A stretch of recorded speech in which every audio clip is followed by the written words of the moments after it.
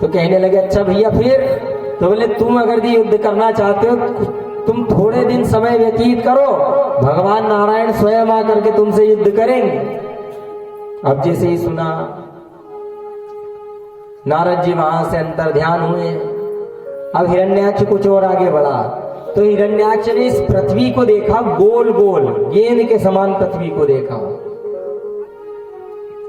तो आज हिरण्याक्ष ने गेंद समझ करके पृथ्वी को लेकर के समुद्र में चला गया। अब समुद्र में जाकर के बैठ गया पृथ्वी को लेकर के। अब इधर ब्रह्मा जी परेशान हो रहे, उनने कहा, भगवान विष्णु से कह रहे हैं, प्रभु नारायण मैं पृथ्वी पर भाई सृष्टि की रचना तो कर दूं, पर बाबा हे प्रभु परमात्मा सृष्टि की रचना करूं काहे पे? पृथ्वी तो वो हिरण्याक्ष लेकर के चला गया। उन्होंने कहा अच्छा भैया हिरण्याक्ष पृथ्वी लेकर के चला गया? उन्होंने कहा हाँ। अब तो आज भगवान को एक छींक आई और वराह भगवान का प्रागट्य हो गया। बोले वराह भगवान की जय। भाई वराह का रूप लिया है आज भगवान ने। कैसे?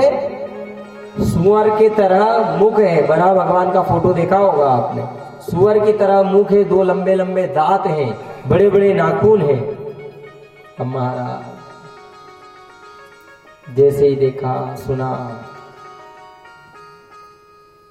अब बड़ा भगवान चले हैं और चल करके आज समुद्र में देवता में जैसे ही छलांग लगाई, बड़ा भगवान ने समुद्र देवता में प्रवेश कर पृथ्वी को उठाया। हिरण्याक्ष सो रहा था उस समय। भाई हिरण्याक्ष उस समय सो रहा था। तो आज भगवान ने हिरण्याक्ष को सोते हुए देखा, पृथ्वी को उठाया और अपने दांतों के ऊपर रख लिया और दांतों के ऊपर रख करके आज समुद्र देवता के ऊपर आने लगे। अब इतने में हिरण्याक्ष की नींद खुल गई और जैसे हिरण्याक्ष की नींद खुली, हिरण्याक्ष ने आवाज लगा दी, अरे ओ जंगली सुअर, अरे कहाँ भागा चला जा रहा है? अरे हिम्मत हो तो आकर के मुझसे युद्ध कर लो, दो दो हाथ कर लो। अब जैसे ही सुना, भगवान ने जब सुना तो भगवान ने उस समय तो कुछ नहीं कहा। उन्होंने कहा भैया चलो चल करके पहले पृथ्वी स्थापित कर दो। जल के ऊपर आए, आकर के पृथ्वी को स्थापित किया और स्थापित करने के बाद में पुनः वापस गए और युद्ध हुआ। और युद्ध करते करते भगवान ने एक मुष्टि का प्रहार किया और हिरण्याक्ष का प्राणंत हो गया। बोले हिरण्याक्ष मर्दन भगवान की जय, बोलो वराह भगवान की जय। तो इस प्रकार से आज पृथ्वी की इस रक्षा करी है भगवान वराह भगवान ने, भगवान नारायण ने। और अब ब्रह्मा जी ने सृष्टि की रचना करना प्रारंभ कर दिया। तो ब्रह्मा जी के एक भाग से मनु और एक भाग से शत्रुपा का जन्म हो गया, प्रागट्य हो गया। मनु और शत्रुपा, और मनु और शत्रुपा के द्वारा आगे धीरे धीरे इस सृष्टि में आगे बढ़ते बढ़ते सभी लोग उत्पन्न हुए हैं महाराज। तो देखो मनु और शत्रुपा दोनों से मिलकर के हम बने हैं, इसलिए हम मनुष्य कहलाते हैं महाराज। कोई कहता है ना कि भैया हम किसकी संतानें हैं, तो कहना कि हम मनु और शत्रुपा की संतानें हैं। मनु और शत्रुपा दोनों से मिलकर के आधे ब्रह्मा जी के आधे शरीर से मनु का प्रागट्य हुआ था और आधे शरीर से शत्रुपा का प्रागट्य हुआ था। तब जाकर के दोनों से मिलकर के फिर हम मनुष्य बने महाराज। इसलिए दोनों से मिलकर के हम बने, इसलिए हम मनुष्य कहलाते हैं। पर महाराज भाई मनु और शत्रुपा के द्वारा हम मनुष्य बने और हमारे संत भी कहते भैया अपने जीवन को सुधार लो, मनुष्य बन जाओ। पर महाराज आजकल तो हर आदमी राक्षस बनने पर तुला हुआ। भाई पहले के जमाने में राक्षस होते थे, उनके बड़े बड़े सींग, इतने लंबे लंबे दांत होते थे, इतने बड़े बड़े सींग होते थे, तो उनको देख करके आदमी डरता। अब महाराज राक्षस आज भी है, पर महाराज कहाँ है? अभी आएगी कथा, बताएंगे आपको। सृष्टि वर्णन की जो कथा है ना, इसमें आगे कथा आएगी कि वो राक्षस कहाँ है। वो राक्षस यही है, पृथ्वी लोक पे ही है।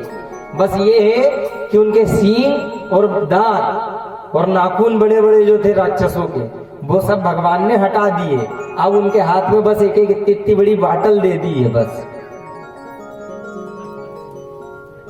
बस एक इतनी बड़ी बड़ी बाटल दे दी है।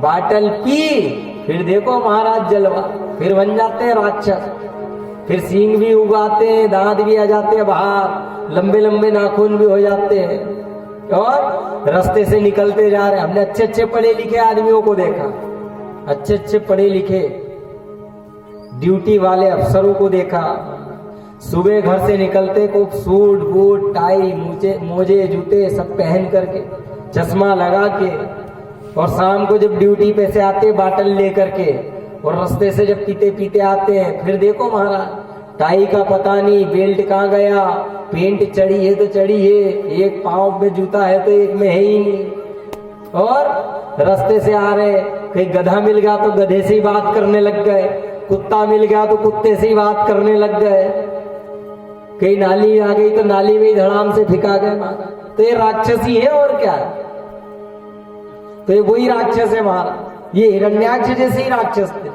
बस ये है कि आजकल वो मोदी जी ने नया चाला चल्लू किया ना, डिजिटल इंडिया, तो ये डिजिटल इंडिया के राक्षस है महाराज, अपग्रेड हो गए नए वर्जन के साथ में।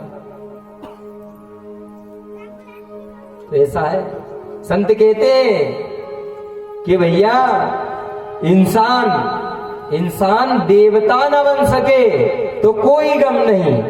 याद रखना, ध्यान देना मेरे भैया बहन, इंसान देवता न बन सके तो कोई गम नहीं, पर वो मनुष्य बना रहे तो वो देवता से कम नहीं।